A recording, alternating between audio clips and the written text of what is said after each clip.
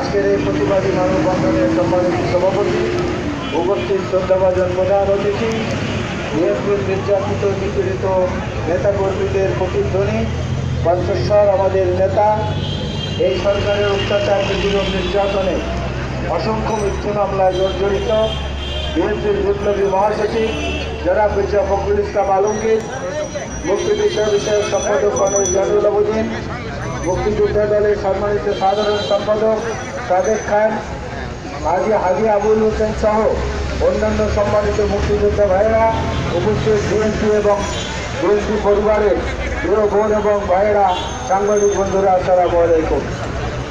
দেশটা আমাদের সবার। এই দেশ আওয়ামী লীগের একার নয়, বিএনপির একার নয়। এই দেশ 16 কোটি মানুষের, বিশেষ করে জীবনের এবং পরিবারের ঝুঁকি নিয়ে এই দেশকে নিজেদের বুকের তাজা রক্ত দিয়ে যারা স্বাধীন করেছেন, সেই সর্বকালের সর্বশ্রেষ্ঠ সন্তান মুক্তিযোদ্ধারা আজকে ক্ষোভে ফুসে উঠেছে। আজকে তাদের অন্তরে রক্তক্ষরণ হচ্ছে।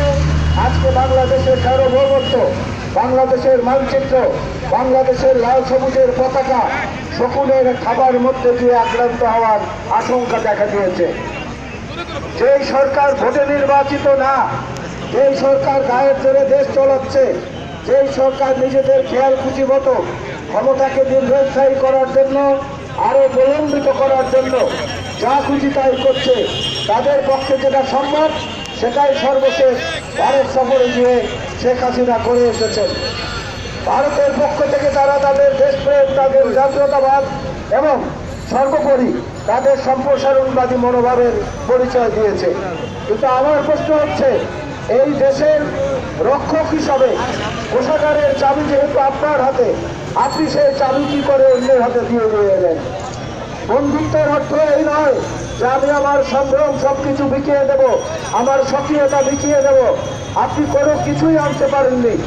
এই সুন্দরবনের রামপাল প্রকল্প নিয়ে মানুষের মনে যে এত ক্ষোভ, সারা বিশ্বব্যাপী যেটার ধিক্কার, সেটার ব্যাপারেও এক্সিম ব্যাংকের সঙ্গে আপনি চুক্তি সম্পাদন করে এসেছেন, চূড়ান্ত চুক্তি, এবং কাজও শুরু হয়ে গেছে।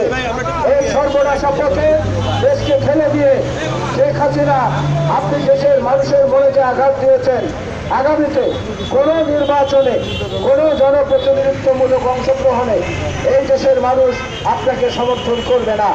এবং সেইখানে আপনি সহ এই স্বৈরশাসক যারা, অন্য দেশের দালাল যারা, বাংলাদেশের সার্বভৌমত্ব যাদের কাছে গৌণ, ক্ষমতা যাদের কাছে মুখ্য, তাদের কাছ থেকে এই ক্ষমতা জনগণের কাছে ফিরিয়ে আনবে, এই প্রতিজ্ঞায় করছে আজকে মুক্তিযোদ্ধাদের নেতৃত্বে। এবং তার সঙ্গে সংহতি প্রকাশ করে বাংলাদেশের স্বাধীনতা সার্বভৌমত্বের মূল যে প্রতিভূ, মূল যে মহানায়ক শহীদ জিয়াউর রহমান বীরুত্তম এবং আজকের স্বাধীনতার স্থপতি শেখ মুজিবুর রহমান, তাদেরকেও আপনি অপদস্থ করেছেন, মুক্তিযোদ্ধাদেরকেও অপদস্থ করেছেন। এর প্রতিবাদে লড়াই ছাড়া কোনো বিকল্প নাই।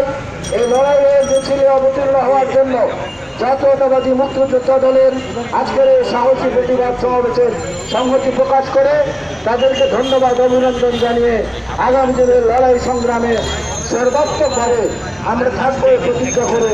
আল্লাহ হাফেজ। বাংলাদেশ